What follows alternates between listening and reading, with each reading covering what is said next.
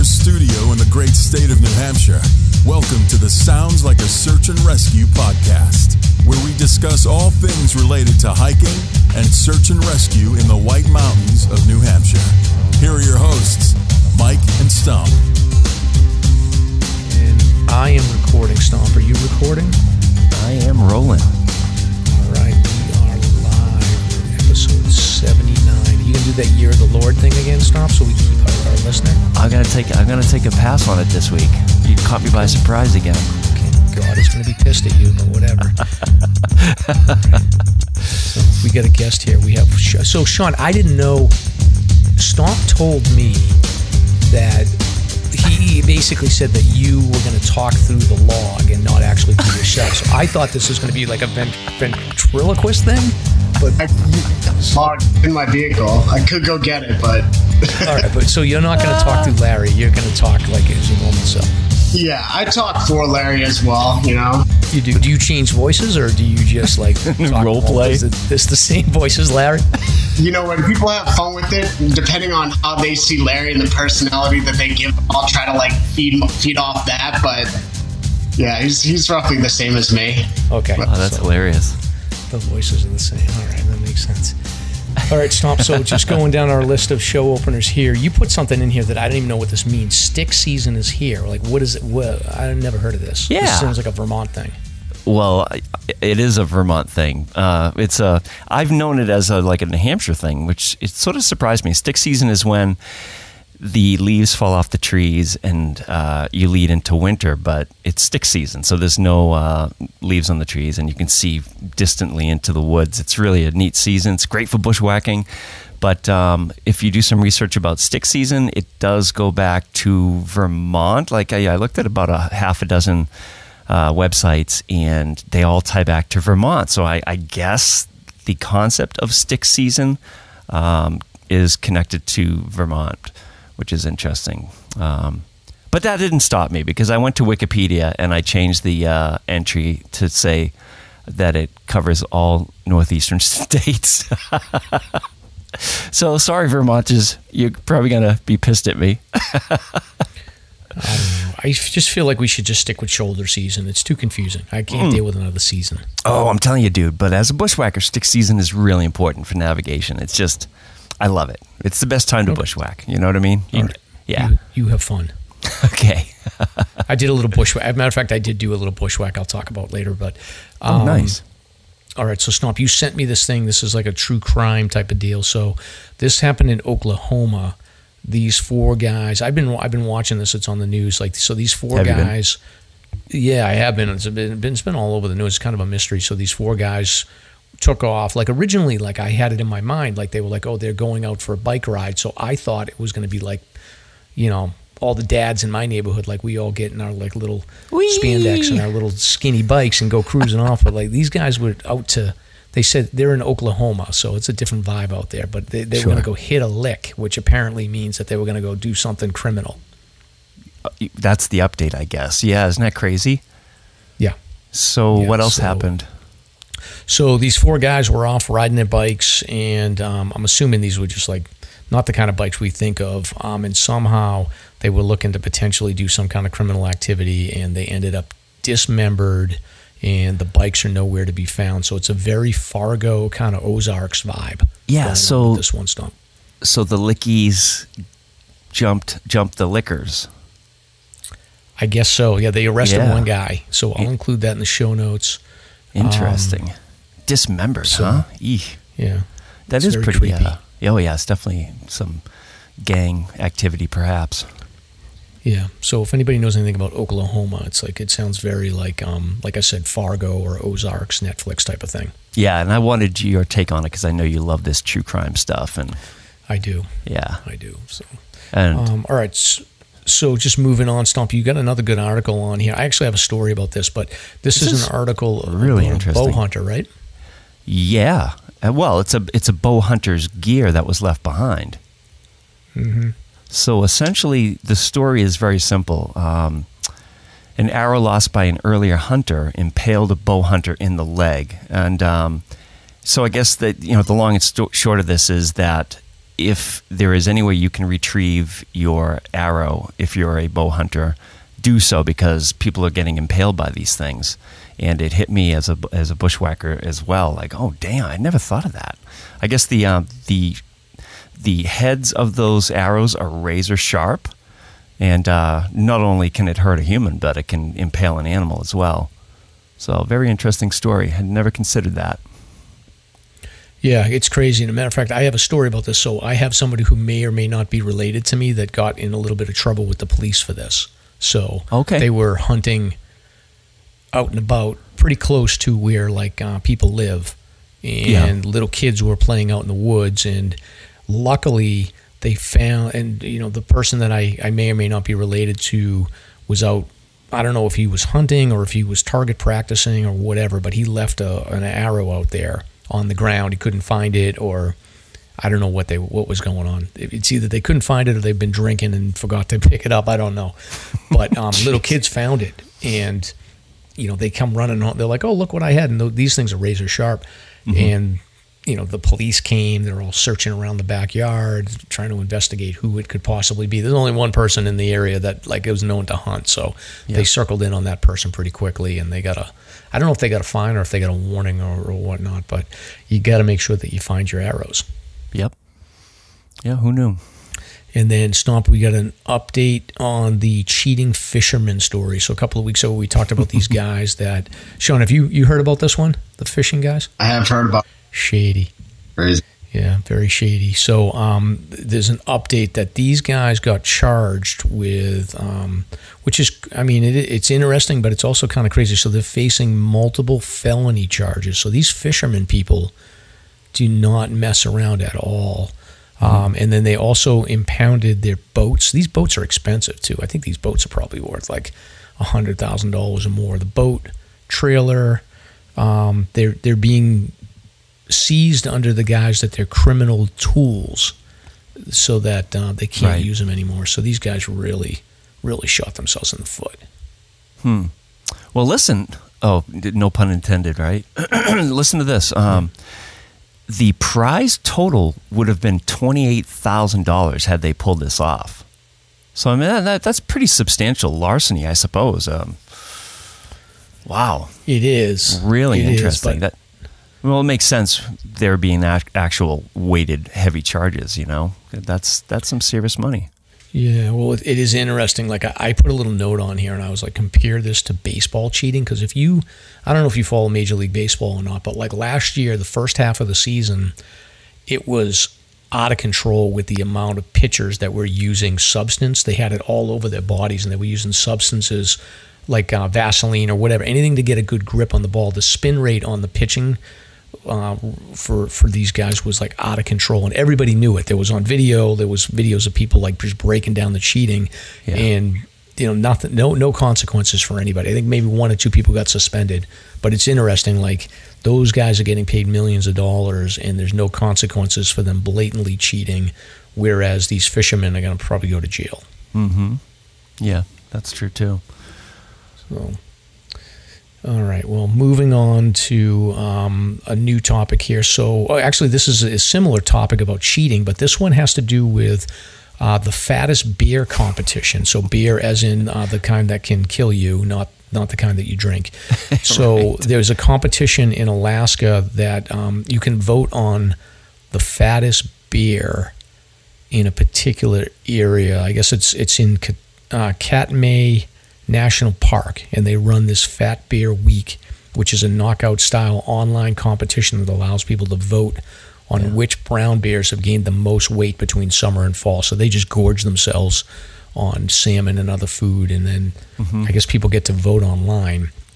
But anytime there's a competition, somebody will find a way to cheat. So bear number 435, who is also known as Holly, had initially been the winner, but an investigation found that Holly had been propelled to victory by receiving 9,000 votes in a short span of time.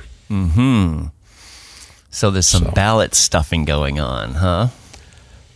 I'm shocked that so the true votes were like 37,000 for this other one, and then Holly had 30,000. I'm shocked that many people have, who would take a second to vote for a fat bear? I would never do that.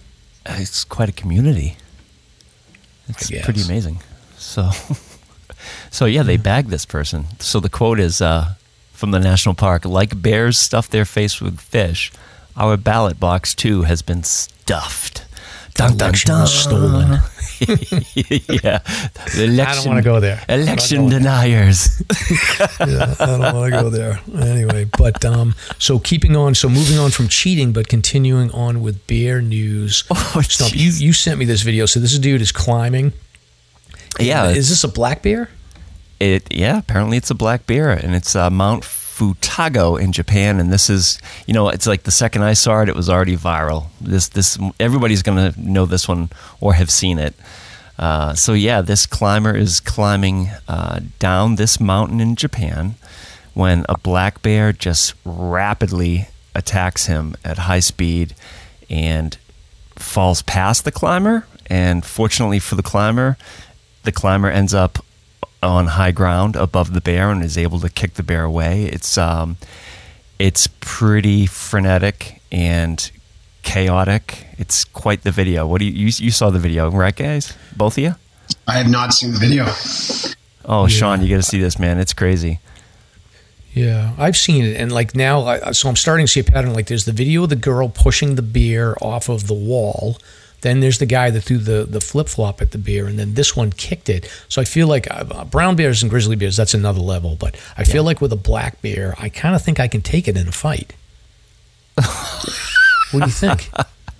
Or at least stun it enough to run away. Yeah, I guess, if you have the right leverage and, I don't know. I wouldn't want to test the theory, Mike. Do you wrestle? Are you a wrestler? I was a wrestler in high school, that's a great segue, Stomp, because we have another story here. There you go. Is two wrestlers from Wyoming. So when you wrestle, wrestling in New England states is we get laughed at. The real wrestlers are these dudes that come from South Dakota, Wyoming, Iowa, Ohio and New Jersey are pretty well known for it. Texas, California, Florida. But these Wyoming guys are crazy wrestlers. So these two wrestlers, they were doing, what is that thing that our friend Casey does? He looks for antlers. What is that called? I'm not sure if there's a name for whatever, that. Scavenging for antlers. And so these four guys were in Wyoming. They were looking for antlers that fall off the animals, and they split up into two. And these two guys ended up, I guess they stumbled on a pile of grizzly bear scat. And then before they could even turn around, one of them had gotten attacked by the bear, and then he had sort of curled up in a ball, froze. The other guy actually went after the bear, pushed it enough to scare it. The first guy was bloodied up, ripped apart pretty badly, but they were able to reconnect with their two friends and get him out of there. But he was really bloodied up, so I'll include the article in the show notes, and you can take a look. But this guy looked like he had gone through 12 rounds. He looked like Mickey Ward and Arturo Gatti after that fight. Yeah, he sure does. And the other guy has his forearm all bandaged up. But yes.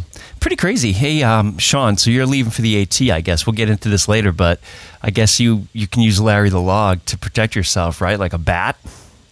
Yeah, I did for one of the animals, actually. There was a bird that was flying overhead and attacking hikers because I think it had laid eggs, or it was being territorial, and we had signs up, and I'm like, I don't think it'll attack me. All of a sudden I hear it, and it flies down, but because the log was across my head, it just hovered over me and flew away. But a lot of hikers on the top of their heads, when they go to turn around, it would get them in the face. Yeah. Huh. But was it like a little blackbird, or what kind of bird was it?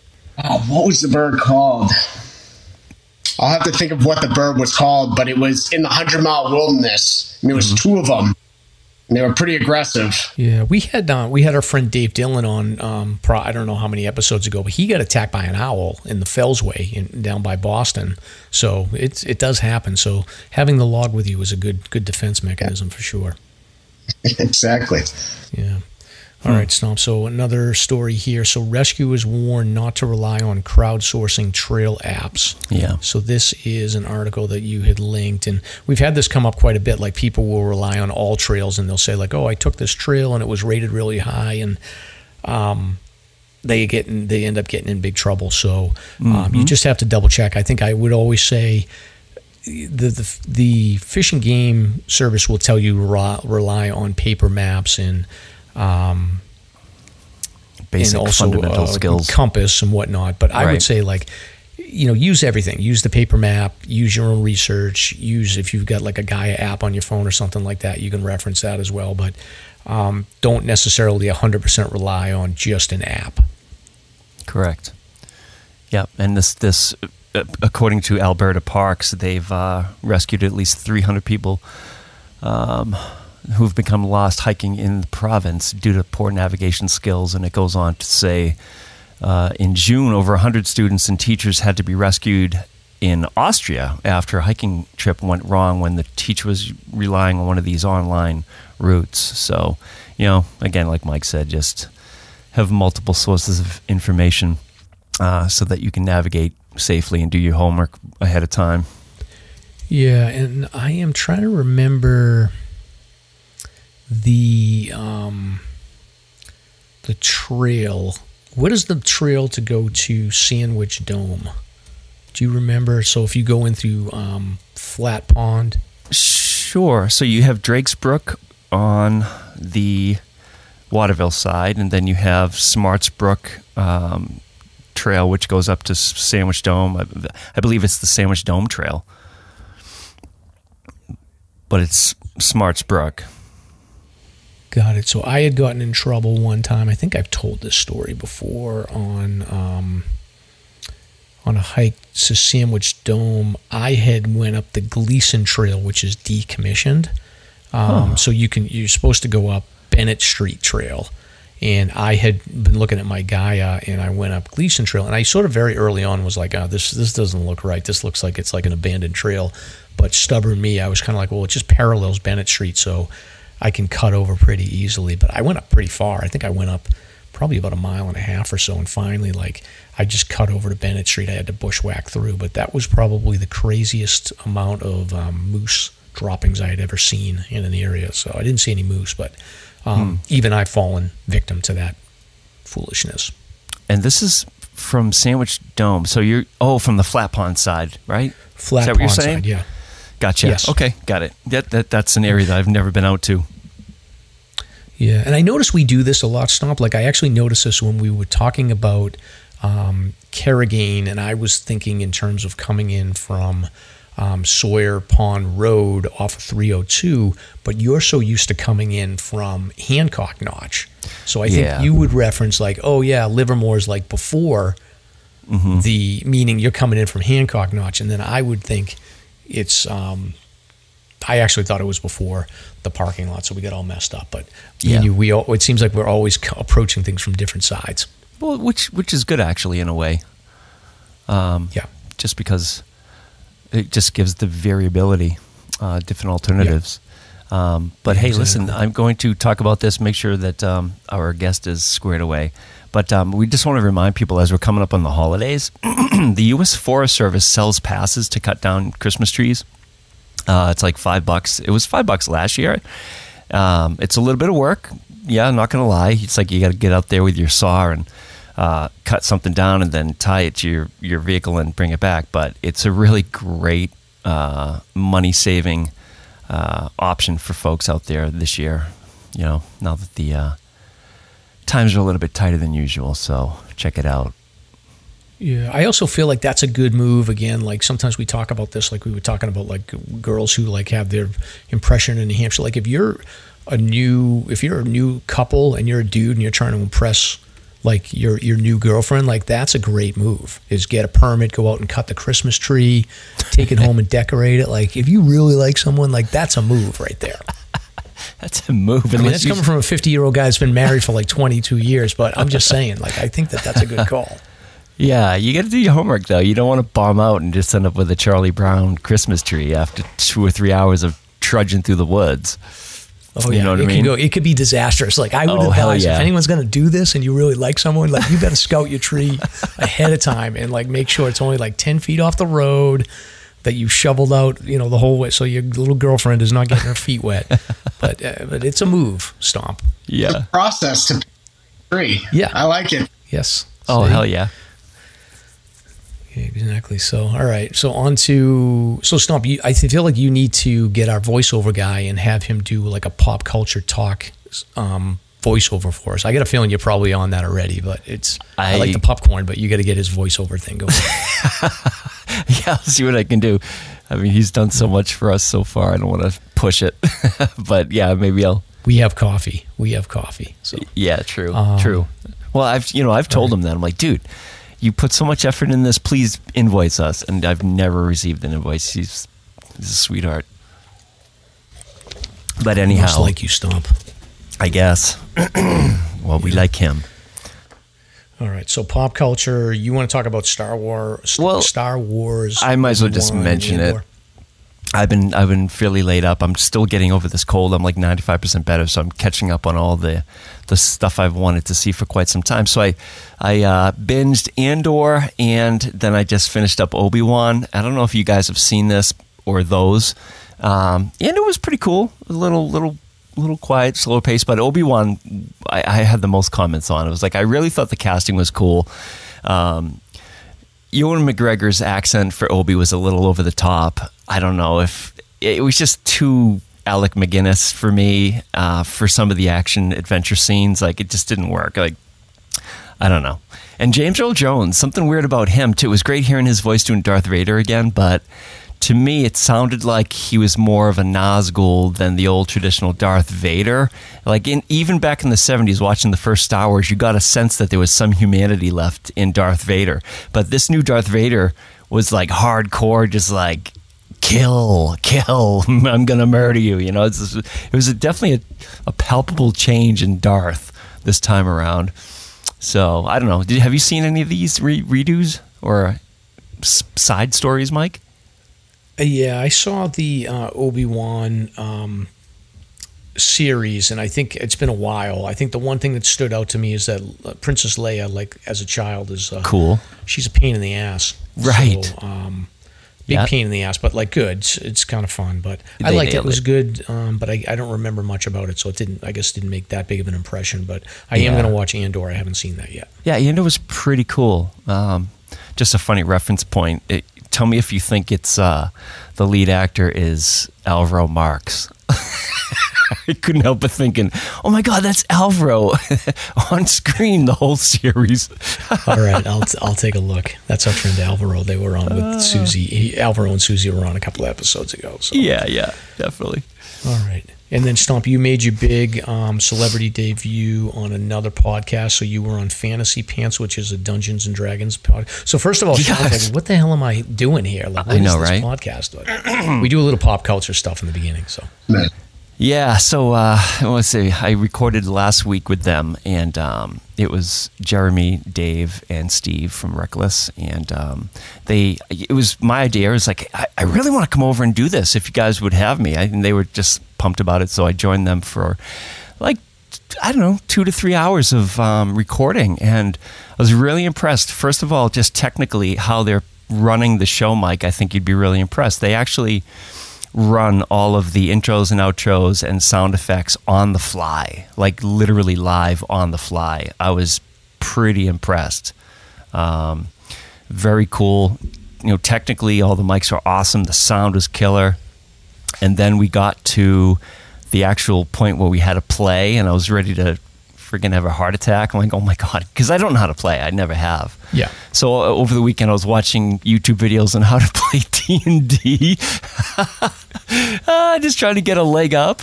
I came up with a character. I made a character online. He's got a whole backstory. So we start recording, and the first thing David does is throw me immediately into the fire with an RPG role-playing segment where they introduce my character, and it's like Hunger Games with the crazy TV show with the actor there, I forget his name, interviewing the tributes. Do you remember those scenes, like the TV show? Yes. That whole thing. That. Yep. So David reenacted that as Dungeon Master, interviewing me, and it was just hilarious. I think overall they were really happy, and it was a good experience. So that, I think that's coming out on the 14th, episode 9. Okay. So keep a lookout. Fantasy Pants. It's a lot of fun. Did you have to alter your voice, or did you just use your normal voice? I did. I was Emin Rath from the Silver Hills. Oh, boy. Yes, it was like this pseudo-Germanic accent with somewhat of a little bit of a lisp. It was pretty funny. Interesting. All right, we'll keep an eye out for that, and I'll definitely listen to that. I've listened to a couple episodes. They do a really good job. So they do. Yeah. Hats off. All right.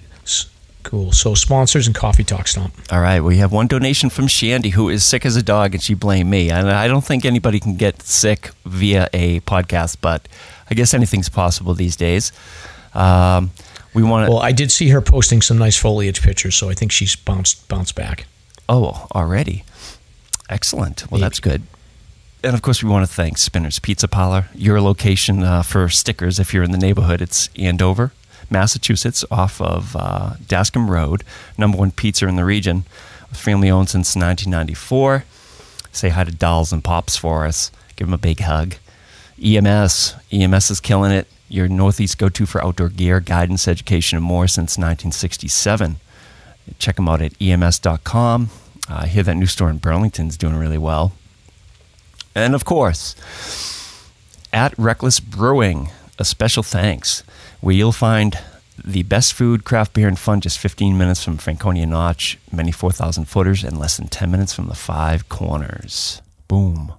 All right. Well, welcome to episode 79 of the Sounds Like a Search and Rescue podcast. This week we are joined by hiker extraordinaire Sean Mahoney. So I'm hyping you up, Sean. So Sean's known as the crazy guy who hikes with one of the biggest hiking celebrities in the region, Right. Larry the Log. So Sean has been hiking with his 30 pounds, right? So it was 30 when I was doing all the 111, and then it was, just under, and then I slimmed it down to just over 20 when I was doing the AT. So, All right. So you went ultra light on the AT. yeah, just in case for the long haul. Nice. All right. So, but Sean's been hiking with his log across all of the Northeast's highest peaks, and they even completed the Appalachian Trail this year. So Sean's going to talk about carrying Larry. We'll dig into his hiking experiences in New Hampshire, and he'll talk a little bit about the AT. So all this and some recent search and rescue news. I'm Mike. And I'm Stomp. Let's get started. Okay, let's get started. So normally, Sean, this is where we would talk about beer, but then this is the beer that we drink, but we are not drinking this month because it's Sober October. But I think I saw some pictures of Stomp doing this podcast thing where there was like multiple cans of beer right in front of him. So I think that he lost his virginity when it comes to Sober October. Oh yeah, Steve blew my cover, man. I can't believe it. There was like 2 cans of beer right in front of you, and I was like, I know. No way he's not drinking. There were silver bullets too. You know what? I literally I could not avoid the temptation. It was like a new minted brewed IPA. It wasn't even labeled yet, in silver cans. It was like, oh my God, yes, I will skip the fast tonight and enjoy this. So yeah, you caught me. That's fine. So you can I think that's a thing where you can restart your virginity. So we're going to restart our sobriety in October, because I cheated already last week. So Yeah. And Sean, you drinking anything? Are you a beer drinker? Do you drink at all? I'm not a big beer drinker, but when I finished, Sea Dog did a promotion and a fundraiser for me, and they actually made a Larry the Lager beer. Oh. So that was a good beer. And then the person that I'm with right now at the top of Peak, she likes to crack one open. So sometimes I will have one, but I'm not a big beer drinker now. Yeah. I don't think either one of us are either, but we typically will have a beer during the show. But I think Stomp was the one that was like, let's do Sober October. So you just have to hit us when we're not drinking, but we do usually have some kind of a beer. If we can get a Reckless, we will, but otherwise anything will do. Yeah. So. And before we move on to the segment here, I just want to let people know that Owl's Nest Resort is having a bear walk on October 30th. And this sounds like a great time. It's 12 to 3 p.m. at Clubhouse Lane, Thornton, New Hampshire. It's right in our neighborhood here. And basically you get a taste of all the regional breweries. And it's $15 to get in and $5 for designated drivers. So check that out. It's, again, Owl's Nest, which is a golf course here. Owl's Nest Resort, bear walk. Looks wicked cool. Awesome. All right, so recent hikes, Stomp. Have you been out there? Have you done anything? I think I saw some pictures from Mrs. Stomp. Yeah, we made it out to the southern end of the Squam Traverse there, Mount Webster, and we went up the Brook Fisher Trail from Perch Pond Road, which is basically in Holderness.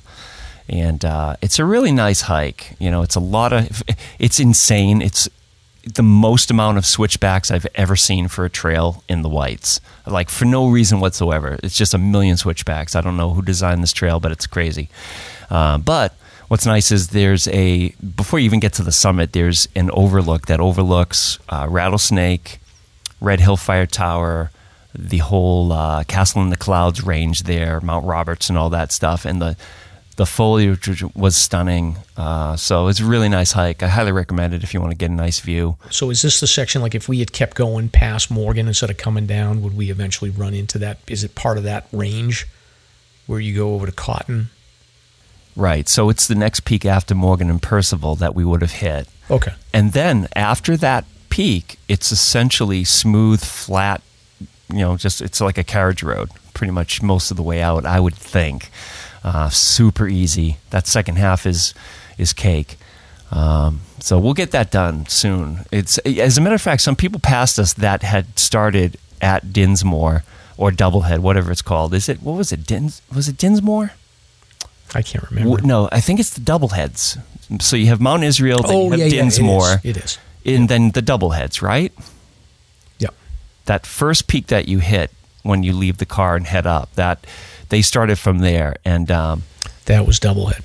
They started at I think they said 9 in the morning, and we were there around 3. So, it took them several hours, but they were having a great time. So, yeah. But again, very few people. So the Squams are just fantastic. Beautiful, but very, very lightly traveled. Unless you're hitting Morgan and Percival. Yeah, that gets busy. But I was out this weekend too, so I joined my friend Tom, who I've hiked with a bunch of different hikes. We've done, we kind of learned together winter hiking, and he was finishing his 4,000 footers, so he's been knocking them off slowly but surely over the last year or so to get to 47. So he had to finish on isolation. So we went up Glen Boulder, over to Boot Spur, then down Davis Path to isolation. Basically that same hike that we had done before, Stomp with Jimmy Chaga, and then we came out Rocky Branch. We hit the second campsite, and I was a little weary about the camping situation down there because the night before there had been 4 or 5 inches of rain coming through, and Rocky Branch is a sketchy area to be around when the water's ripping like that. But we were able to manage. It was like crazy hiking, and it was basically hiking in a river. But the water crossings that we did have to do to get to the second campsite, we couldn't get through the water crossing in the first part, so we had to bushwhack. It's kind of a herd path along the south part of the river, and then we were able to hop rocks over the river to get to the campsite, and then we went up there, and it was interesting. There was another thru hiker. There was a lady that was up hiking isolation, but she was a thru hiker. She'd done the AT and the PCT, so we were talking to her and hanging out, and then there was another couple that showed up. So there was 5 people at the campsite, which I was shocked. I figured we'd be by ourselves on weather like that, but it was great trip, and the photos and the views on Glen Boulder were amazing. Yeah, that's great. Yeah, we're hoping to get out again soon. It's just a great time of the year, isn't it? Oh yeah. And I did. I continued my hammock camping, so I got the underquilt, and that worked okay. I had to kind of get up in the middle of the night, and I was a little cold, so I put my blow-up mattress underneath me. So a little bit of a feel on the underquilt, I think, but I gotta work on it. And we'll save you, Sean, for the next segment here. But we have a couple notable hikes. If you tag Slasher on your adventure, we'll consider you for a little shout out. So we have a couple. Nick Sidla did Rogers Ledge, 35 out of 52 of the view. He's making his way up there.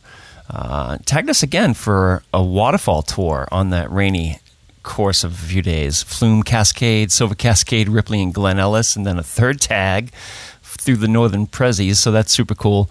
Captain Chris and Tracy Morgan hit Ben Nevis, I believe up in Scotland, and that was pretty cool watching their adventure on Instagram. And then Wanda Roulette 688 did The Watcher. That's a somewhat of a rite of passage, I can speak. So congrats, Rhonda. And I'm gonna pick this one though. The Ben Nevis definitely is the killer. That's quite a cool little trip there. So awesome. Yeah, and they slapped a sticker on the board up there. So well done. Right. Oh boy.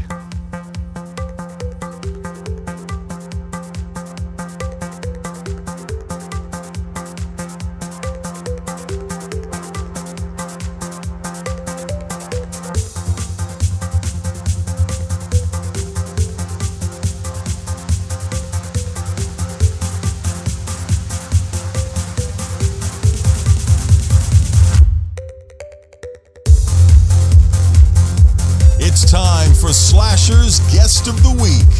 Very cool. Very cool. Very, very, very, very, very, very, very cool. All right. Well, so Sean, you ready? This is your segment. So we're on to the main segment. We're going to interview you now. You ready to go? Ready to go. All right. Have you done? You must have. So you've done Chronicle. Have you done other podcasts before? Or is this your first one?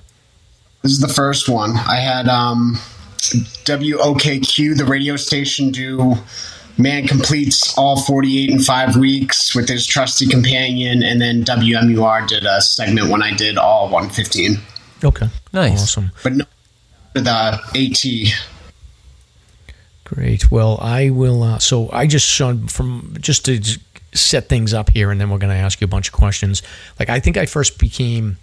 So first of all, I became aware of this trend, mostly with thru hikers, of people like carrying interesting things with their hiking. Like there was a guy a couple of years ago that carried like a WWF heavyweight belt, and he was called the Champ on the Appalachian Trail. And I remember following him, and it was like, he got a lot of attention. And then, obviously, like we've had people, like we had Mel and Flocky on with. Oh, yeah. Yep. They've been on, and then we've had people. We haven't had people, but we see people that hike with rabbits and all these different things. So somehow you got on our radar a while ago, and we were like, yeah, this is a guy hiking with a log. And the thing that appealed to me is that I, believe it or not, used to carry a log around when I was in college. So my log's name was Mrs. Leonard. So she was a little bit taller and heavier than Larry, and she was painted black, and she had our fraternity letters. So Mrs. Leonard was the wife of the founder of our fraternity. So the founder of the fraternity was Nahum Leonard. So when you pledged our fraternity, it was like a 6-week process, and you had to protect Mrs. Leonard. So you would bring Mrs. Leonard around campus, and we would pass it off from like pledge to pledge. Like, I feel like this would be completely illegal now. Like, they would arrest everyone for hazing. But back in the early 90s in North Adams, no one cared. So I actually used to have a log for a short period of time. And matter of fact, people would try to steal it. That was the big thing, is like, if you lost Mrs. Leonard, you'd be in trouble. So I was like, I kind of understand what he's talking about.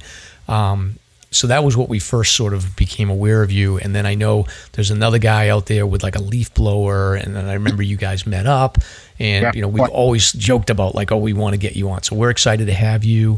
So maybe if you could just introduce yourself, give us a little bit of background, maybe about your early life, and then we'll get into Larry and all that stuff in a minute. Okay. So my name is Sean Mahoney, and basically got known for carrying the log, which actually dates back to 2004.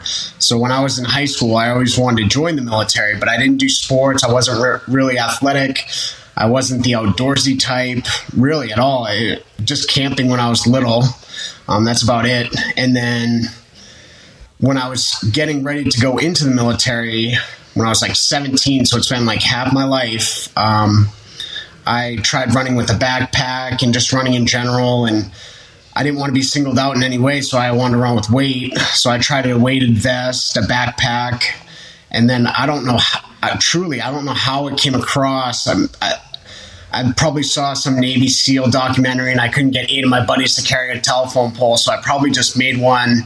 And a lot of trial and error. I had probably like 4 different logs that I would have different lengths and try to figure it out, but something about it stuck. And it was just Air Force medic that I was going for. I wasn't going for anything special ops or anything like that. And then when I was I was stationed in RAF Lakenheath, and I just kept hiking. I kept running with it then. And I think people probably thought I was training for something, which I wasn't. And then once I got out, I signed up for a 24-hour Tough Mudder. So it's your regular Tough Mudder, but 24 hours, as many laps as you can do throughout the night. And I was training for that, and my cousin wanted to hike, and I figured I'd take the log with me, and it didn't have a name yet. It wasn't named Larry at that point. What happened is that I hiked Flume and Liberty, and once it got posted on the page, right away it was what type of wood it is, how much does it weigh, what's its name, and I'm like, I don't have a name for it. And someone was like, name it Larry, like Larry the Log. Like, I should have thought of it. I was like, okay. Yeah, and then the time I posted, it really just gained attention, and I ended up knocking them out pretty quick. So a lot of people started watching what I was doing, and I think they probably thought it was for attention or something, but they didn't realize that it's been for half my life that I've been doing. Never hiked with it, but after the first hike, Flume and Liberty, I just was hooked. All right. Well, we'll get back to that. You want to go back in time for a second. So for high school, so you never did sports. Do you, like, you're an athletic guy now, like you look like you're in pretty good shape. Like, do you regret not participating in sports back then? Yeah, in a way, I wished I played sports, but I was very outgoing. So I hung out with everyone, jocks, skateboarders, everyone. So I always found time to hang out with everyone anyways. And we would play outside, but it just wouldn't really be sports or anything.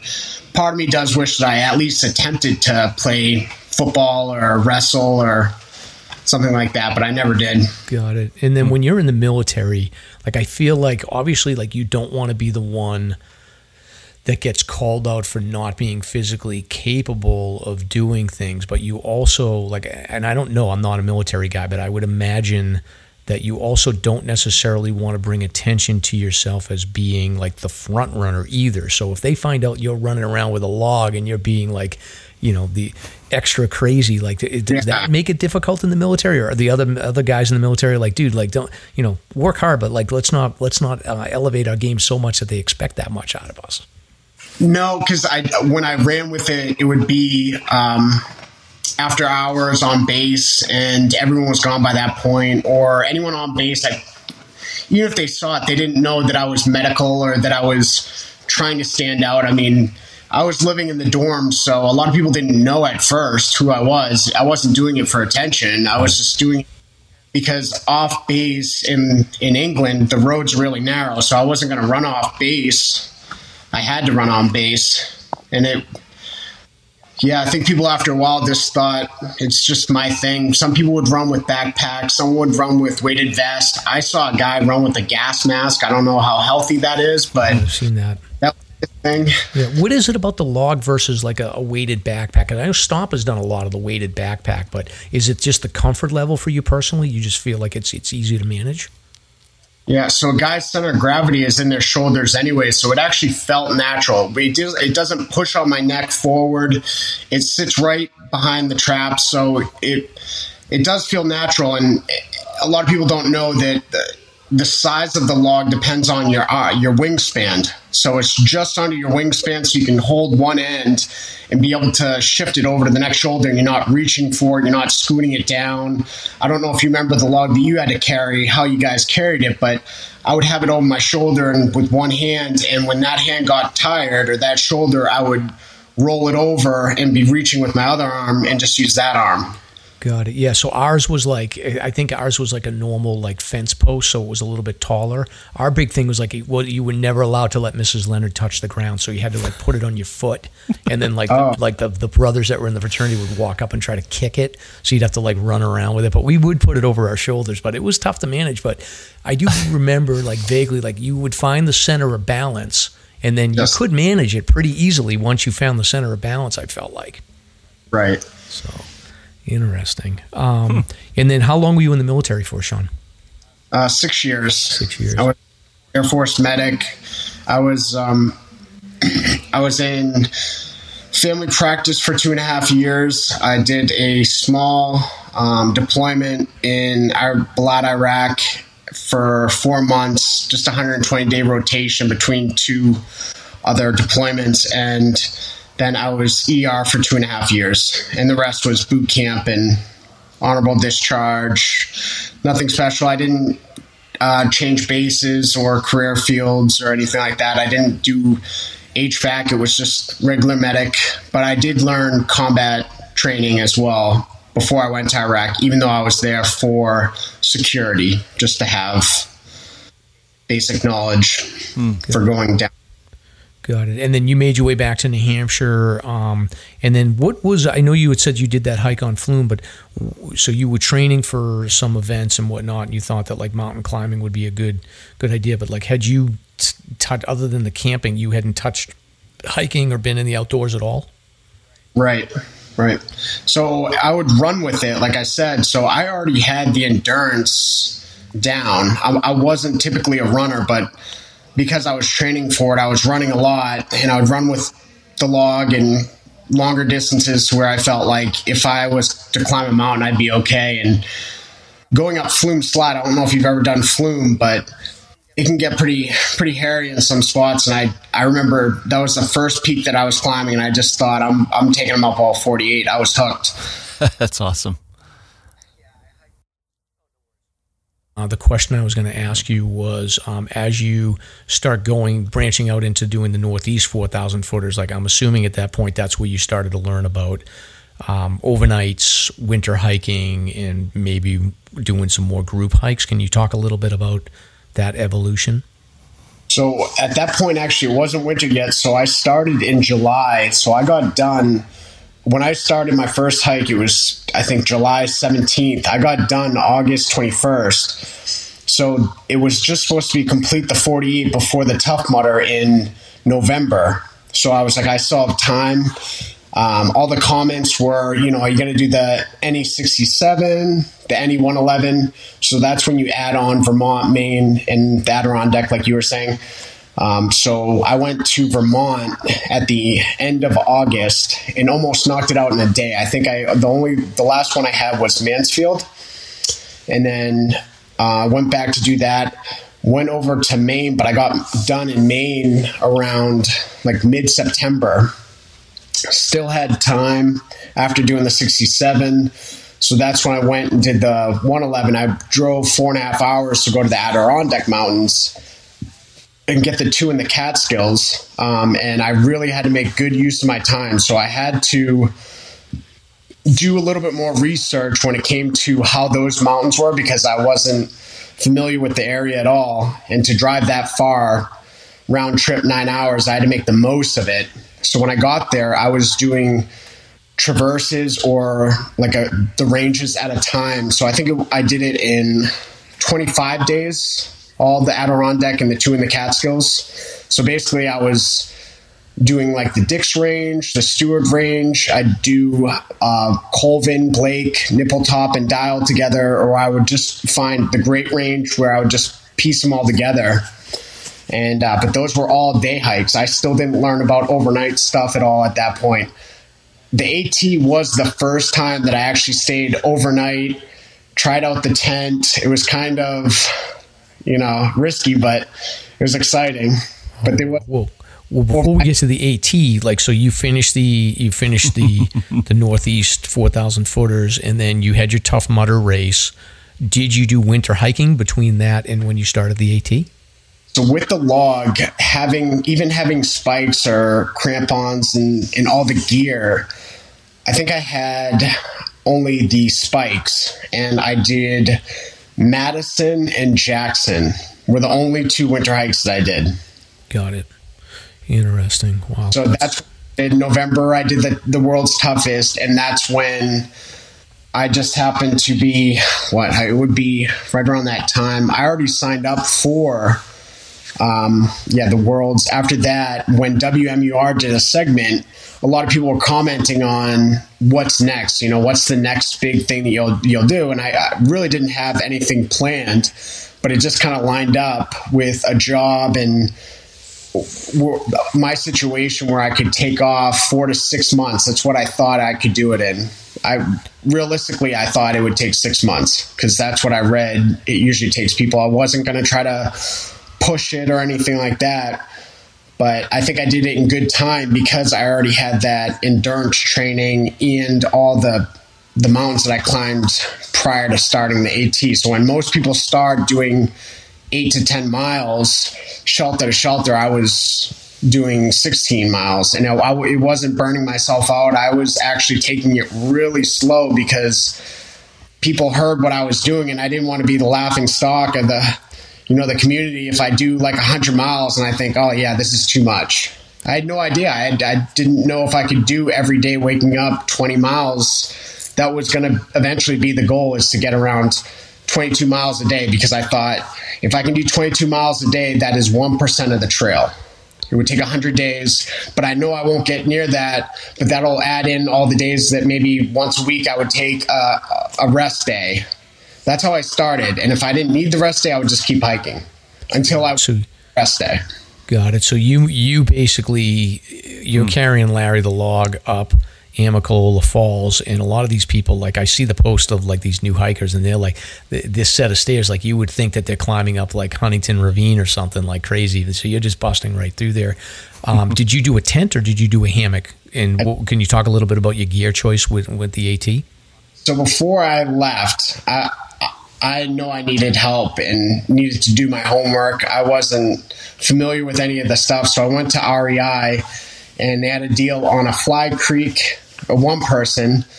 And, I looked at the dimensions. I feel like it would work. The biggest part, actually, gear-wise, that I was worried about was the backpack, because a lot of the hard frame backpacks would be at my shoulders. So when I went to go switch shoulders, it would hit it. So funny story, I actually brought it to REI, the log. I didn't walk inside, but as soon as I was fitted for it, I was kind of telling them about what I was doing. And I was like, do you mind if I just go grab it? And brought it into REI, and you see them on like their little wires, like talking, like who is this person coming in the store with this log over their shoulder? But unfortunately, I couldn't get a bag from them because all their bags were hard frames. So I looked into Hyperlite, and it was a very common backpack that a lot of AT users will use, but it doesn't have the hard frame. And it worked really great for me, actually. I really enjoyed the Hyperlite. And I had the Fly. Wow. Yeah. So REI got stumped. They couldn't get to the root of the problem. I'm squeezing in the old dad jokes. I have the Hyperlite backpack. So you got all your gear ready to go. What is your impression of, because the AT is on my radar. I definitely want to do that. It's going to take a while. But actually before that, people are going to ask me this, and I'm sure you get this question. I know that on Chronicle they asked you this too, but like, what's the deal with you having so much free time to be able to do all this stuff? Are you like independently wealthy? Are you like a rich kid? Like, what's the deal? Nope. No? So honestly, I live well within my means. And if I could show you my place, it's a studio apartment, 800 square foot. I live very minimalistic. I don't really have a lot of things. I'm not a smoker. I don't drink coffee. I don't have that one expense every day that really adds up. And I took it very serious. On my off time, I would go hiking. So, I had a lot of times that my friends wanted to hang out and have a party Friday, Saturday night. And I was going to bed at 6, 7 in the morning so I could wake up at 2 in the morning to go drive to New York by myself. I was very determined. I was very dedicated. My car, Honda hatchback, gets 40 miles to the gallon. but I had a job with my friend who owns his own company, and if he needed me, he would use me. If he didn't, he gave me that option, I was hiking. So I do have a degree in allied health, but when Corona and the virus and all that hit, I kind of stayed out of the hospital. Those personal reasons. And I worked for him. I wanted actually a labor-intensive job so I could stay in shape for the Tough Mudder. So it's actually it worked out. So it's a great way to stay in shape and then still go hike. And I was in really good shape. I was in better shape back then, but it ended up working out perfectly where I had the flexibility and I saved up enough to do it in, like I said, 4 months or 6 months. And luckily I did it in 4 and I didn't have to worry as much towards the end about the financials. But nice. Awesome. So you head down to Georgia, you're out on the trail, you got your gear. How long do you think it took you to sort of get acclimated to doing the camp situation and setting up your tent and sort of finding your stride in your routine, like deciding whether or not you're going to be a shelter person or, camping off on your own? Can you talk a little bit about what is that, I guess, evolution like in the early days of the AT? So I did watch a lot of YouTube videos, and I know I knew a little bit about the pros and cons about staying in a shelter with the norovirus, the little mice that run around at night or whatever, and which is it's not too bad. But in the beginning, I told myself I was going to tent either way. What I had in my backpack should be what I had and what I needed. And it was a little while before I actually stayed in a shelter, but I had it in my mind in the beginning I'd do a tent. And plus, in the beginning when I left, I started on St. Paddy's Day, and it was pretty early, and that's cold. It was early, but it was just a big crowd every single time I got to the shelter because I decided to hike longer. I always got to the shelter later, so it wasn't really even an option to stay at a shelter, even if there was space, which I didn't mind. I was already ready to go and set up my tent, or I would just go to the next campsite. I wouldn't even stay at a shelter. So in between shelters, there's camp spots, and then you have roads that come down to if you ever go to like a hostel or in town. But I would just always stay around that shelter or look a little bit further and try to make it to the next campsite. Got it. And then did you connect with a lot of people, or did you mostly sort of stick as a loner? Yeah, so you have what's called a tramley, a trail family. And it took me a while to get one because it seemed like I was visiting new people every night, or that didn't know about my story, or I didn't know about theirs, and we'd share it. But there was a minute where there was almost like 10 of us that were doing roughly the same miles. I was the oldest. They were like their early 20s, but all the way from early 20s to when I was 34. I think I was the oldest. There was 30, but most of them were mid to early 20s. But what would happen is I would leave early. I was slower, and they would slowly catch up and probably get to camp before me. But we would always end up at the same site. So that was like the only time I really had a trail family from Virginia all the way to. I lost them in Pennsylvania because I went and did a 12-hour Tough Mudder, and then I got back on trail, and we met up in Vermont. Awesome. And then can you talk a little bit about, so you were hanging with the young folks, like what's the dynamic between the young college kids and then the older people that are doing it at retirement? What is that like? Yeah, it's different to see because there was some people that were trying to knock out the AT throughout years, and they would only do sections. And then all of a sudden later on, this was the year that they retired. So let's say I met them in Maryland or Pennsylvania. It was them actually now just finishing the rest of it without having to go back to work. Then you had college kids or out of high school before they got into college. There wasn't too many mid-30s, but there was some, and then there were some older, really just a broad spectrum. I enjoyed meeting all of them. It was kind of cool to meet some that were from Europe. Some were, from all over.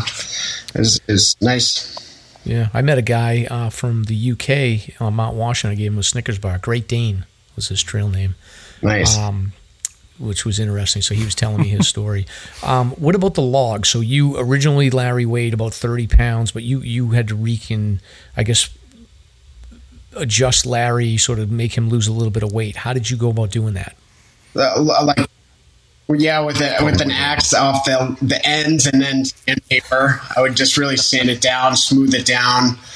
Because in the beginning, I would actually tape up the logs because I just having bark on my shoulder kind of like messed with my skin a little bit. But this was once I started hiking with it, I felt like I needed to figure something out. There was 2 hikes in the very beginning that weren't Larry that I used a red, white, and blue log that I had.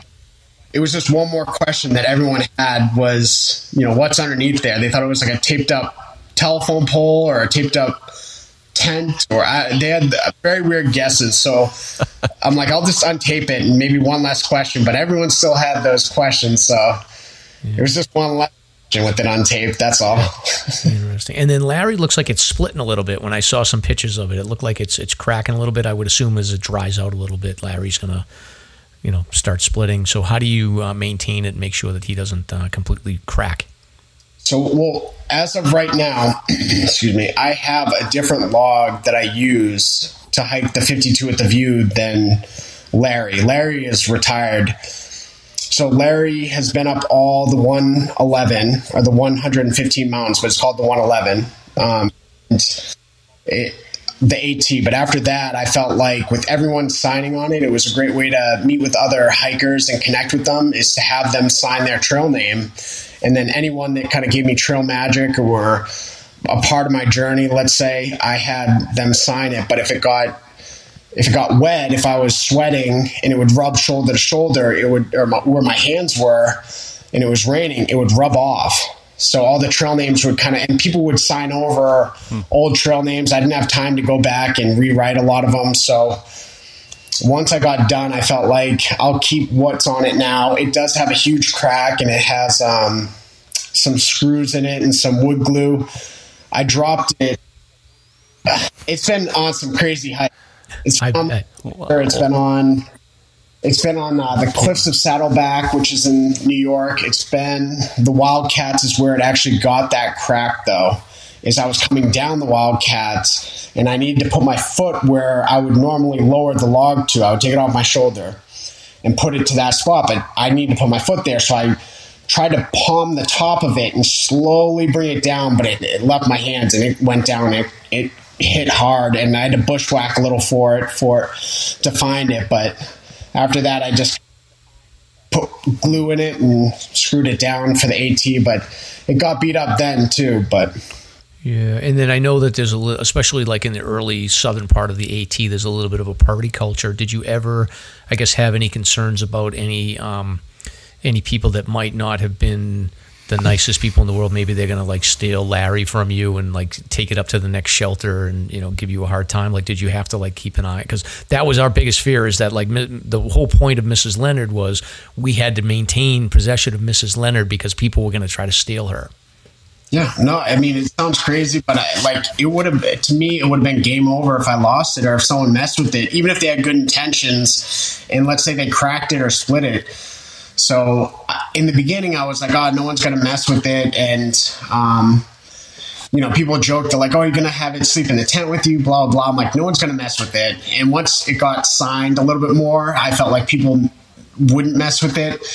But in the back of my mind, I still always had it within sight. I would always leave it against my tent. And then whenever I went in to resupply at like Walmart or something, I would put it in the cart. I would roll it around with all my gear. I would bring everything with me. I wouldn't leave it outside. Yeah, I don't blame you because like I wouldn't want anyone touching it. So, well, one of my interesting conversations in Walmart about it.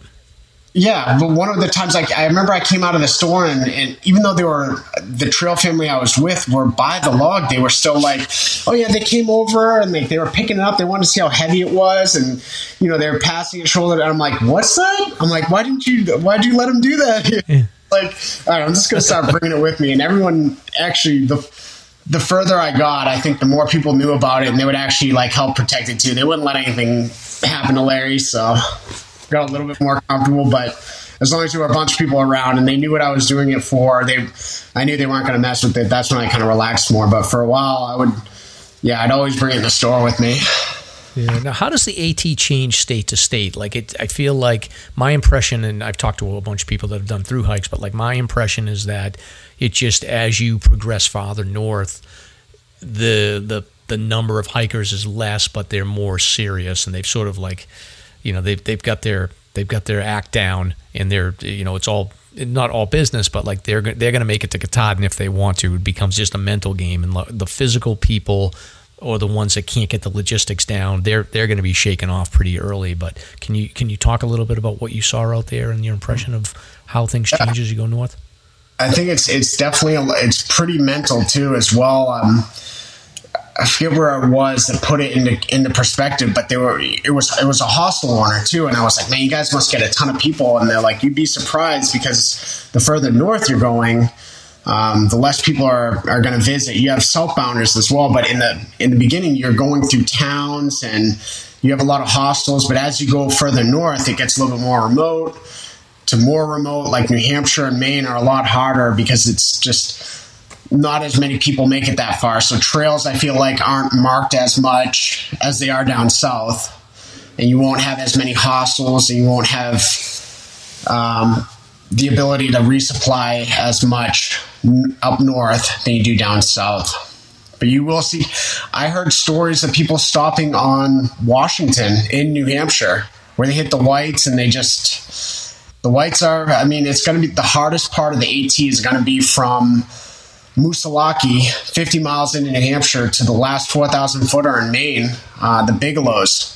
And that's the real test, because if you can make it past that, you have the 100-mile wilderness, and you have a climb or two with the chairbacks and some mountains, but for the most part, you are good to go. But I've heard stories of people that even in the past that were hiking, and they say either they get injured or money might come up, financial or family, they might have to get off trail. It's hard to get back on trail if you get off trail. So by that point, you're meeting the people that are pretty headstrong and wanting to finish it no matter what, because you make it that far. But it gets tough. Do you think that you'll do another long trail, or was this just a one-time thing? I want to do the PCT next year. All right, you hooked, and you'll take Larry with you?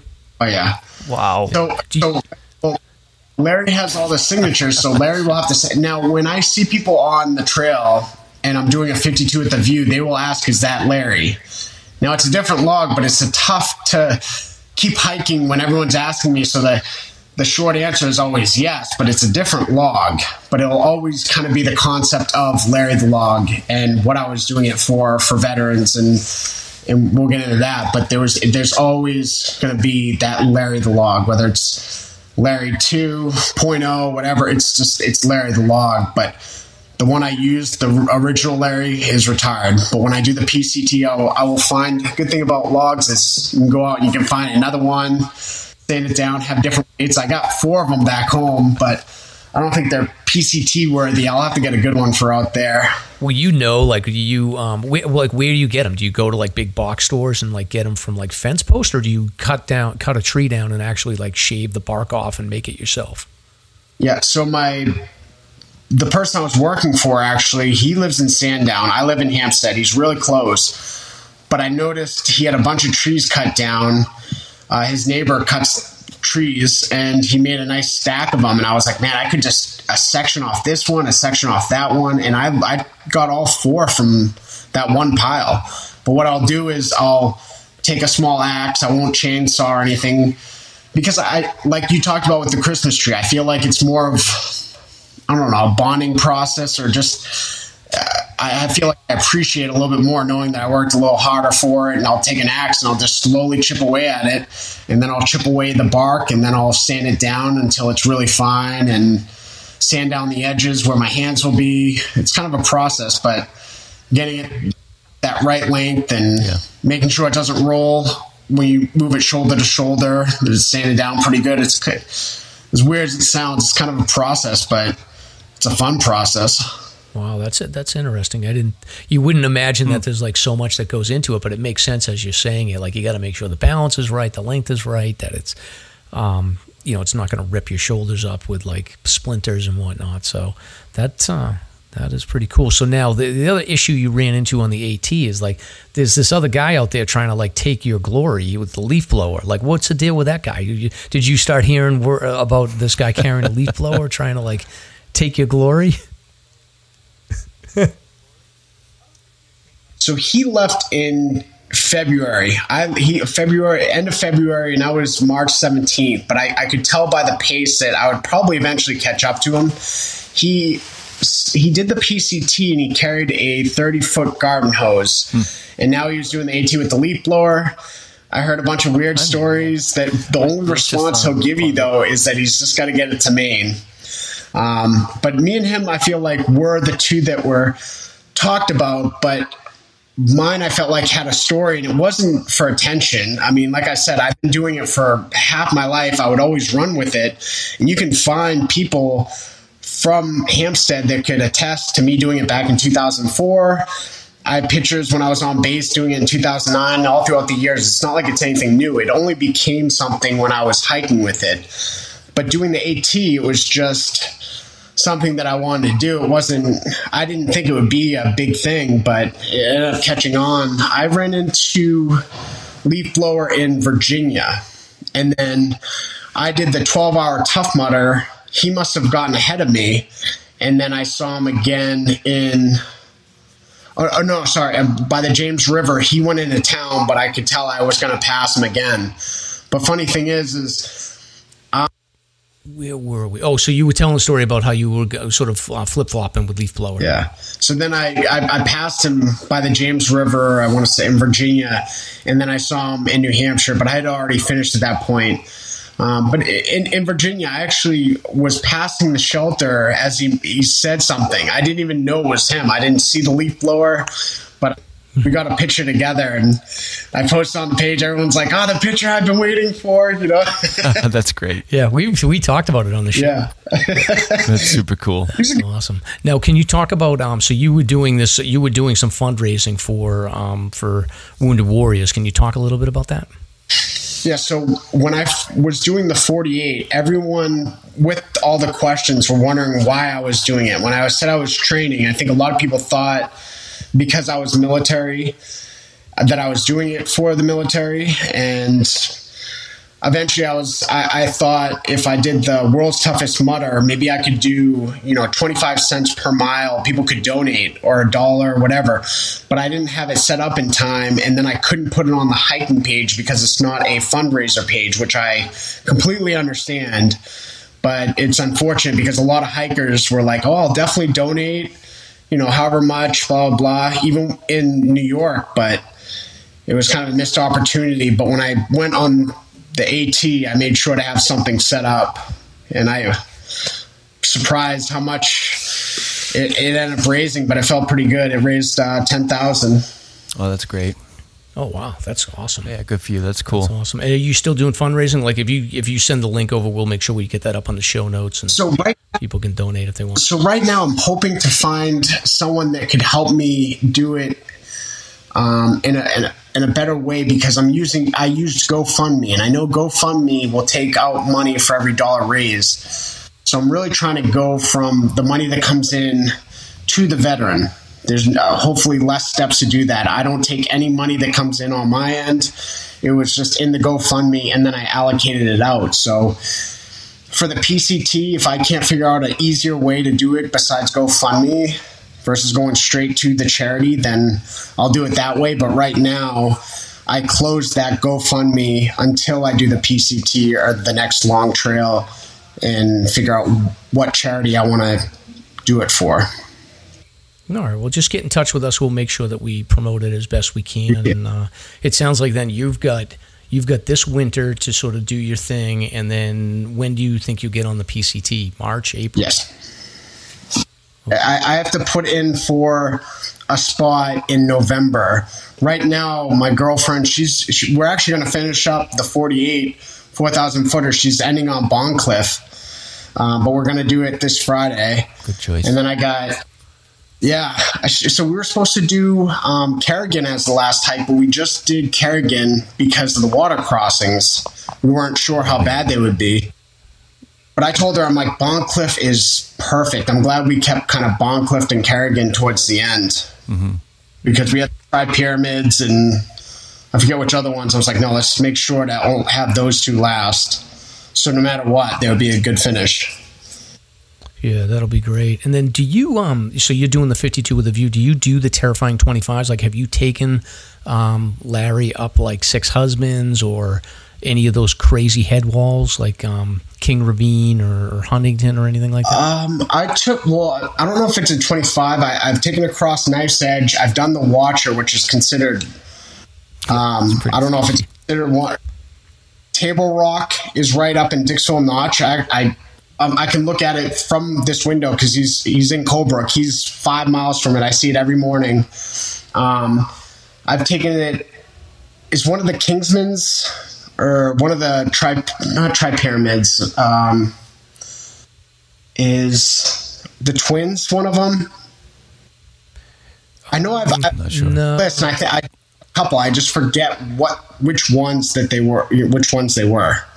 Yeah, it would be the Tri-Pyramid Slide. I'm just curious if, like, you ever got into a situation where you were, it sounds like you did. I mean, you talked a little bit about some situations, but I'm just thinking, like, going up ladders and stuff like that would be a little... and was it Morgan and Percival? I like those type of trails. So if I ever run into a chimney or a slide or, like, Knife's Edge or any of these, on the AT, they say the Mahoosuc Notch is the hardest. Yeah. Or the funnest, because it's basically an obstacle course. So I will always, Wildcats is I think one of them. If I have to, I will take it off my shoulder and I will put it up and I will climb up to that spot, take it again, move it up, or at that point keep it on my shoulder. But whatever I do, I always just, if I need to take it off my shoulder, I'll just do that. Like the Adirondack Mountains had a lot of those. With the Gothic cables and the cliffs of Saddleback. Wow. The Great Range is pretty tough. That was probably that I did. Yeah, I haven't been out there, but I hear that. So, wow, that's awesome. So anything else that you wanted to plug? Not that I can think of, except that, you know, if someone sees this, know that I'm just trying to do the PCT next, and information-wise, I can use all the help I can get. I'm not trying to take any money that ever comes in for donations, but when I did the ATL, wasn't sponsored or supported, and that'd be fine if I do the PCT that way too. I know I'm going to do it either way, but if anyone has any way that I can maybe donate to other charities, I'm always open for that. Whether it's veterans or St. Jude Children, Alzheimer's, anything like that, I know I could definitely get behind. And I feel like if I hike it by itself, it'd be a missed opportunity to kind of raise money for honorable charities. Yeah, awesome. Let us know anytime you want us to plug stuff. And then I'm assuming you're cool with, like, if people see you on trail and they see you and Larry, like, they can come up and say hi and maybe sign the log. 100%. I usually have the Sharpie with me, and I get it because they think I'm the serious person, or that I'm like a man on a mission when I'm hiking. But I'm like, I promise you, I'm not doing it to try to break records. I'm out here just because I like to hike. I love meeting people.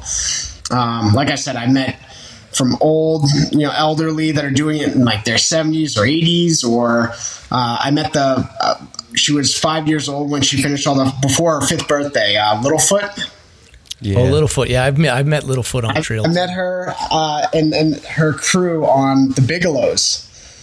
And they we might run into you, so I don't know if they were watching where I was, but they happened to be doing the Bigelows, and we just happened to meet up, and I didn't have my Sharpie. So I've always... Here on out, I've been trying to maybe hike with them or figure out a way. Floki, all these people that have done all these crazy hikes or something like that. I met the guy who did Washington. He's almost done it 100 times now. He's on like 95, I think. Yeah, that's Eric. Yeah, that's Eric. Yep. He's almost done. Yeah. There is some characters out on the White Mountains for sure. There are some characters. So, Sean, this has been awesome, super interesting. As a fellow log carrier, even though my career was very short, like I feel like there's not many of us around. So this was great to be able to catch up with you. And I always love talking about the Appalachian Trail. I think that's super fascinating. Congratulations to your girlfriend on finishing her 4,000 footers. And then, maybe afterwards you can cut down a Christmas tree and really, really score some. Be a good boyfriend. Nice, yeah. So, oh no, did we lose it? Probably. That's all right. You hear me? Yeah. Oh, now I can hear you. It's just your video. Okay. Yep. Okie doke. So are we moving on to the next segment? Yeah, I think, Sean. So again, thank you so much for joining us. We're just gonna we're gonna wrap up. Like we do one final segment. We'll reach in search and rescue news. So we'll cut that separately, and then we'll have I think we're gonna release on Friday. So I'll send you a link to the show once it's out. But this was great. This is super interesting. I think Stomp's gonna edit it and put some sound effects in and stuff. It'll be awesome. Get some good log puns in there and stuff. Oh yeah. Yes. Yeah, absolutely. You bet. Hopefully I'll see you guys. I mean, it sounds like you guys are doing some of the 52 at the View. I was over by the Squam Lakes and some of the ones you guys were mentioning. So maybe I'll see you out there. A little too cold, or Yeah. I'm always out every weekend. Like I've done 4,000 footers, the 52 with the Views, the terrifying 25s. But I have like a lot of friends that are pursuing it, and then like me and Stomp are always, we're scheming to get it out for a hike. So I'm sure we will definitely run into each other at some point. Definitely, don't be afraid to reach out, and yeah, right on. We'll have to hike sometime. Yeah, I appreciate you coming on with short notice too. Cool. All right. Well, we'll catch up with you later, and then Stomp, I guess you can stick around. We'll wrap up with this search and rescue news. All right, sounds good. See ya.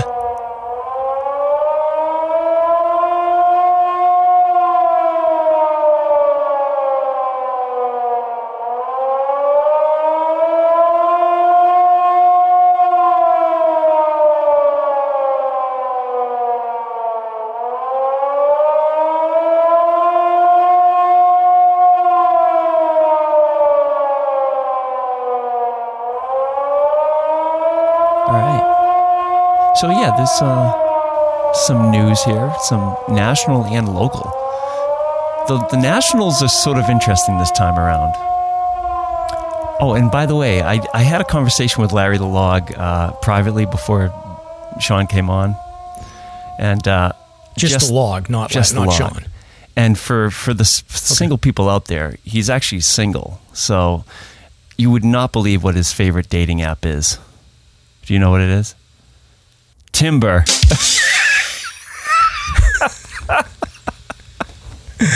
Oh God, you've probably been scheming to figure that. So for the audience, listen, I feel like Stomp is like a mad scientist. Sometimes like I'll see him on video, like I'll do most of the talking during the interviews.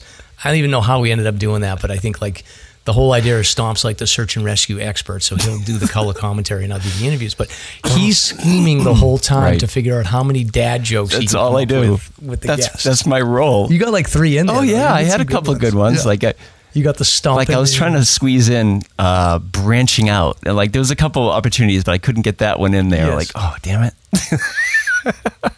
Yeah, dude, that was wild. Like the story he tells about how he's like, I got like a very like Rocky going to Russia kind of vibe when he's talking about how he's got to like, cut the tree with the axe and shave it. Like I get it, but it's fascinating. Cool. Yeah, it's super cool. Yeah, it's like part of him now. Yeah, it's amazing. Yeah, I definitely want to. I gotta catch up with him on trail sometime. I gotta see. Like, I just want to watch him maneuver that log. Well, I get the impression he's in super shape too to lug that thing around. Oh yeah. So. Oh yeah, that's crazy. Anywho. But anyway, so moving on to recent search and rescue news, Stomp. So, do you want to cover some of these national stories, and I can do the local stuff? Sure. This is an actual story out of. Let me see. The story's out of the Kansas City Star, but a hiker broke her leg and spent a night stranded in the Colorado wilderness. And what's interesting about this, she's, let's see, she's in her 20s. She broke her leg near Silverton. And after time in the wilderness, she came to a location where there was a traversing train, a train that was just passing by, and it was the Durango Silverton Narrow Gauge Railroad. So at 11:38 a.m. on Monday morning, a few people in this train actually spotted her and stopped and were able to help her. So it's really an amazing story. So she lucked out. Rescuers did assist to a degree, and there's an update on the story itself that confirms that people on the train spotted her and were part of the effort. So it's a pretty neat story. Yeah, that looks cool. It kind of looks like it looks a little bit like the Conway Scenic Railroad. It doesn't look like it's like not a passenger. Well, it's like a tourist train, but it's like open windows and stuff. It looks like a slow moving kind of train. So yeah, that's it's cool. Very cool. It's neat. And then there's this next story here. A hiker was rescued after he's trapped under a refrigerator-sized boulder. So a 28-year-old Montana man was rescued earlier this week after he became trapped under a refrigerator-sized boulder while hiking in Washington. And he was airlifted to a hospital where he is expected to recover. But the incident began at 9:30 a.m. when the man's hiking partner called authorities to say his friend's wrist and legs were pinned by the rock. That's pretty terrifying. Wasn't there a movie about that? Somebody getting... There was, yeah. James Franco was in that. He had to cut his arm off to escape. Yeah, interesting. They had to use air bladders, which are extra strong bags that can be inflated to lift objects to actually free the person. Amazing, huh? Yeah, it's yeah. And I was as Sean was talking about the Watcher, like I was thinking about that Watcher area. Like there's some giant boulders on that right side slide that like you just put your hand on them and they just rock back and forth, and they're just sitting up there like being held by pebbles. I missed that. Where? On the Watcher, absolutely. On the Watcher, like that right side slide there. Like I remember like stepping on like a big size boulder that was like maybe the size of like a washing machine, and it was just ready to go. It's pretty loose up there for sure. Tricky with a giant log. But Stomp, if you ever got pinned under a log, I would cut your arm off to save you. and eat it to survive. Yes, exactly. Let's hope that doesn't happen.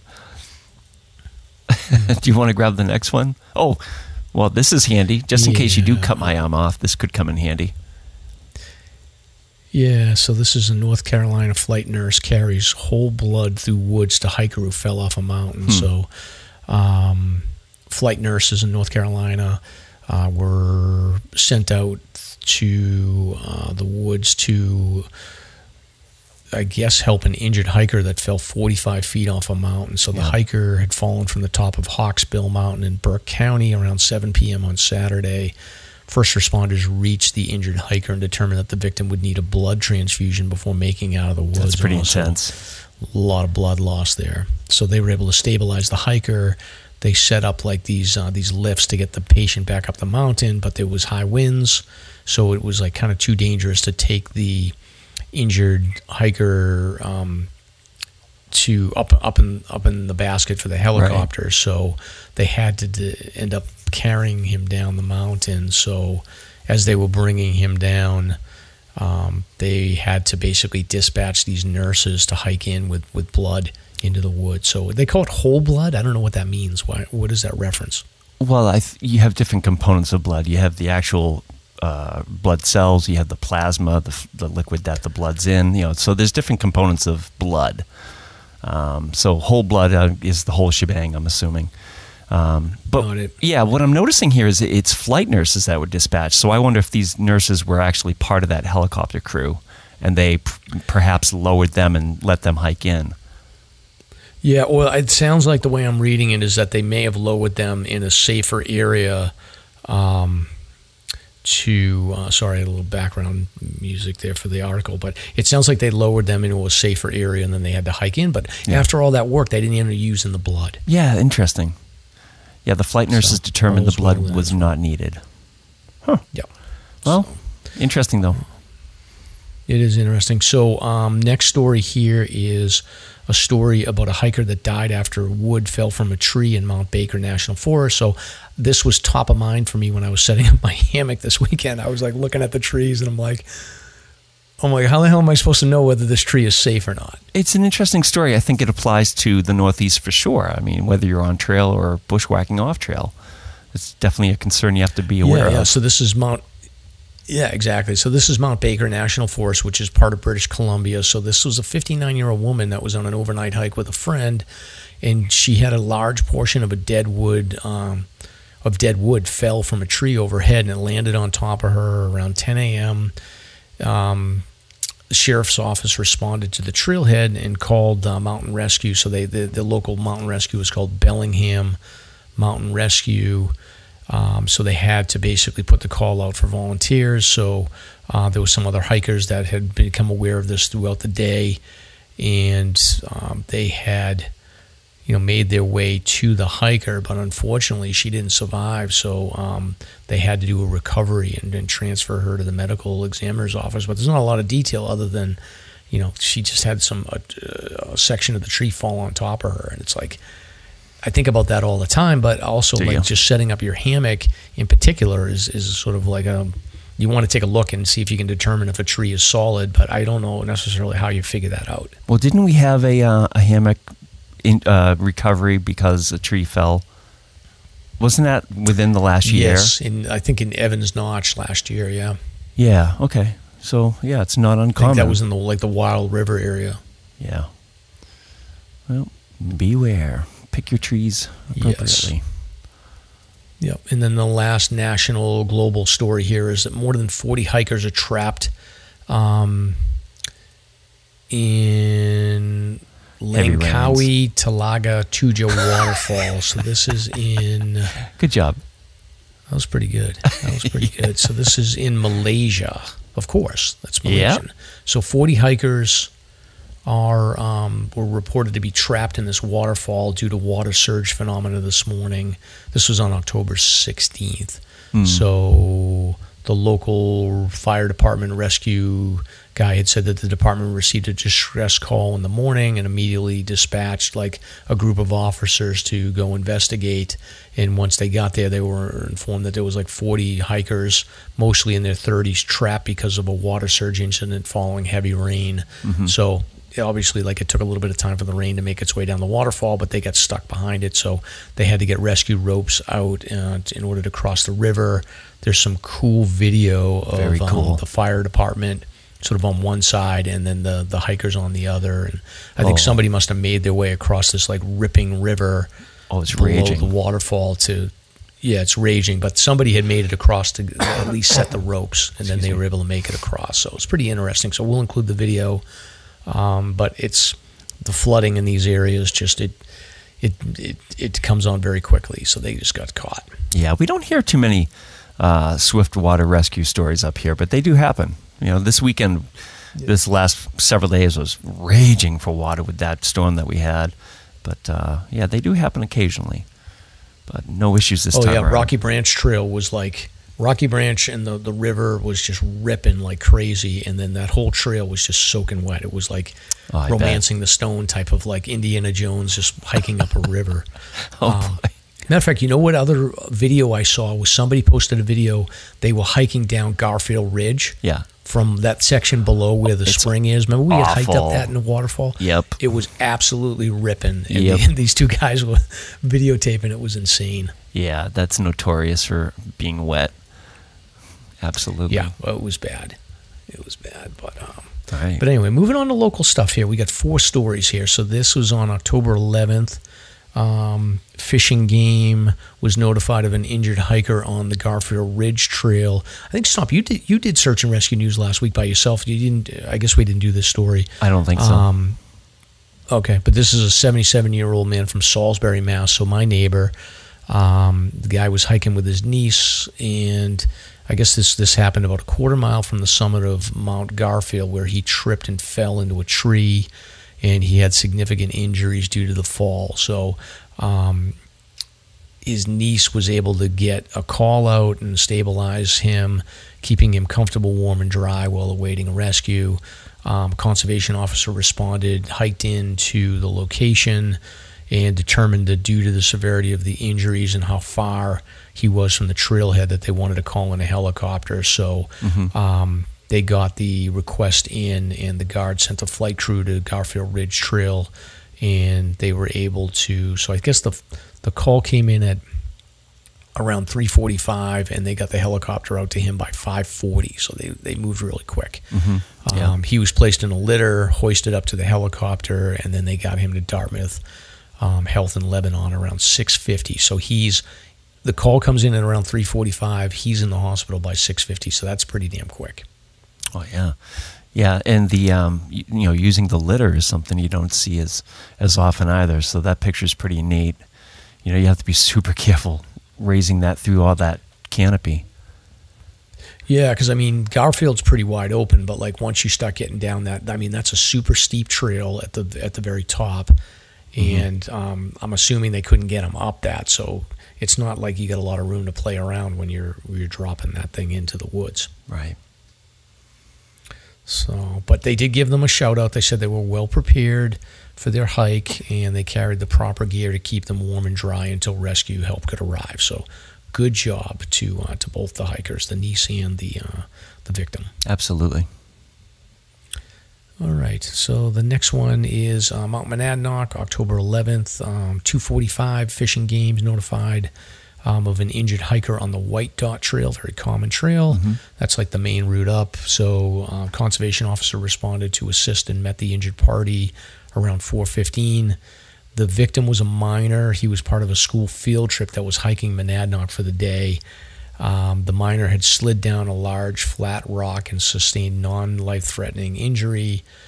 With the assistance of the park staff and a conservation officer, he was assisted down and arrived at the trailhead at 4:50. So there's really no additional detail, but I can definitely see these kids goofing around and thinking that they can slide down some of these sections of White Dot, and it's not going to end well. Yes. Yeah, apparently. Full goodness. Send on this kid, but he'll learn his lesson. Right. Oh, here's one of my favorite peaks. I love Cardigan. Yeah, Cardigan's great. So this happened on October 15th at around 11 a.m. Fish and Game was notified of a hiker on the South Ridge Trail in Orange on Mount Cardigan.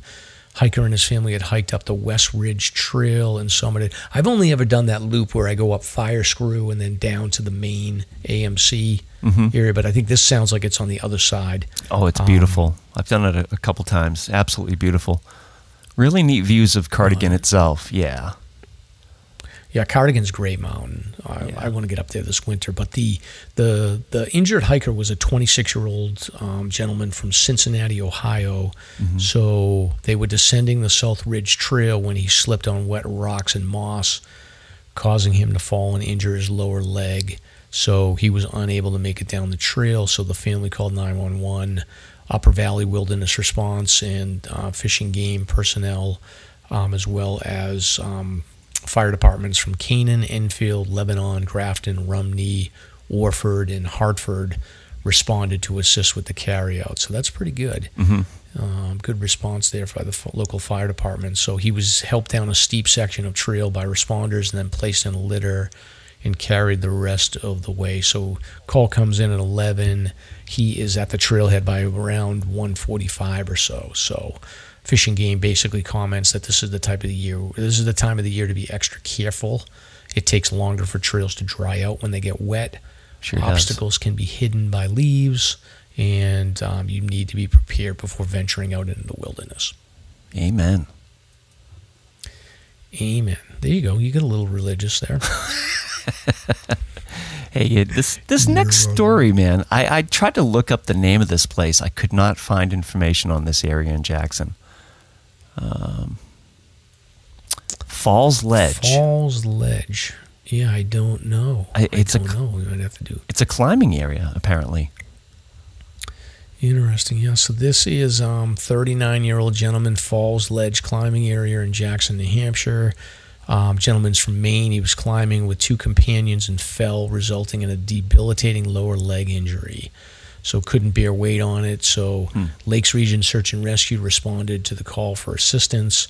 The victim was off trail for a short distance from Falls Ledge Hiking Trail. It was determined that he was attempting the 4-banger. You know that's going to be a dangerous one, the 4-banger climbing route when he slipped and fell. It's not 1 banger. It's not 2 bangers. It's 4 bangers. It's 4 bangers. Yes. But his fall, I guess, was arrested by his placed protection. However, the impact of the climbing wall is what crushed his ankle, or hurt his ankle. So he was evaluated and treated by the conservation officers and members of Lakes Region Search and Rescue. They put him in a litter and carried him to the trailhead parking. So no real commentary one way or the other from Fish and Game other than to remind people to purchase a Hike Safe card. Yeah. Well, there you go. So it was a relatively Q-word time over the last weekend here in the Notch. So some other stories. I thought it'd be a lot busier this second week out from Columbus Day, but not too bad, thankfully. Yeah. Yeah. People, not complaining. People are being safe out there. All right.